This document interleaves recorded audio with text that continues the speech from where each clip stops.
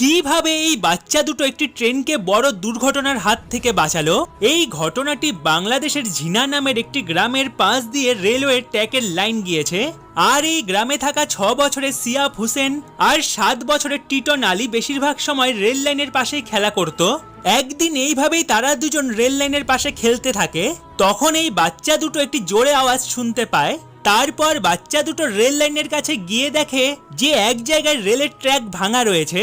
তখন বাচ্চা দুটো দেখে এই লাইন দিয়ে আরেকটি ট্রেন যাবে। বাচ্চা দুটো বুঝতে পারছিল না যে তারা কি করবে। তখন তাদের খেয়াল আসে যে সিয়াফ লাল রঙের মাফলার পরে আছে। তারপর দুজন মাফলার ধরে রেল লাইনে দাঁড়িয়ে পড়ে। এই দেখে লোকো পাইলট ট্রেন দাঁড় করিয়ে দেয়। আর এই ট্রেনে 32টি তেলের ট্যাঙ্ক ছিল। এই বাচ্চা দুটোর জন্য এই ট্রেনটি একটি বড় দুর্ঘটনা থেকে বাঁচলো।